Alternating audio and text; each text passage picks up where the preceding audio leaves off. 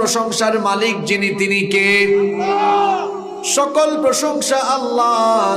এরপরে প্রশ্ন করি, আমরা যদি প্রশ্ন করি মানিল্লাহ, আল্লাহকে, জবাব চলে আসবে রব্বিল আলামিন।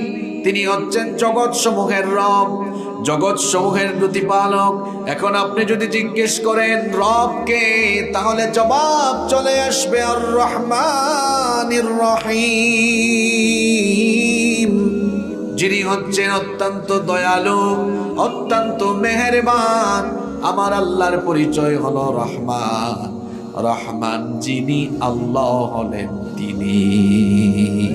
রহমান যিনি, আল্লাহ হলেন তিনি।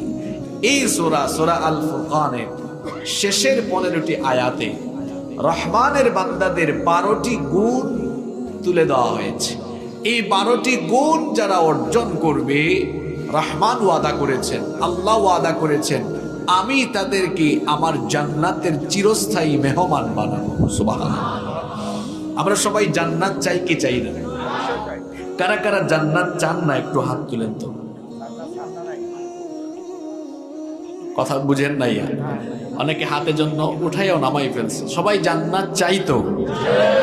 তাহলে আল্লাহ তাআলা তার বান্দাদের জন্য কয়টা গুণের বর্ণনা এখানে দিয়েছেন? 12টা। একটু জুড়ে বলেন কয়টা? 12টা। এই 12টা গুণ আমরা অর্জন করতে পারলেই আমাদেরকে জান্নাতের মেহমান যিনি বানাবেন, পুরুষোচিত কণ্ঠে সবাই জবাব দিয়ে বলেন তো তিনি কে? এই 12টি গুণ অর্জনের উদ্দেশ্যে মনোযোগ দিয়ে আমরা শুনতে পারবো তো? চলেন আমরা শুরু করি। রব্বুল আলামিন বলছেন, ওয়াইবাদুর রহমানিল্লাযীনা ইয়ামশুনা আলাল আরদি হাওনা। 1 নম্বর গুণ হলো, রহমানের বান্দা হলো তারা দুনিয়ার বুকে নম্রভাবে, বিনয়ের সাথে, ভদ্রভাবে বিচরণ করে যারা। রহমানের বান্দাদের প্রথম গুণ হবে, রহমানের বান্দারা অভদ্র হবে না, বেয়াদব হবে না, অহংকারী হবে না। রহমানের বান্দারা দুনিয়াতে চলবে ভদ্র হয়ে, নম্রভাবে, বিনয়ের সাথে। বলেন তো, আসমানের নিচে, জমিনের উপরে আমরা যে আছি, এই জমিনটা কার? এই জমিনের উপরে আপনি গোলামের মতো থাকবেন, গোলাম থাকবে গোলামের মতো।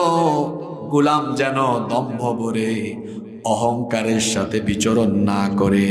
আল্লাহ তাআলা বলেছেন, আল কিবরিয়া উরিদাই, অহংকার হলো আমার চাদর।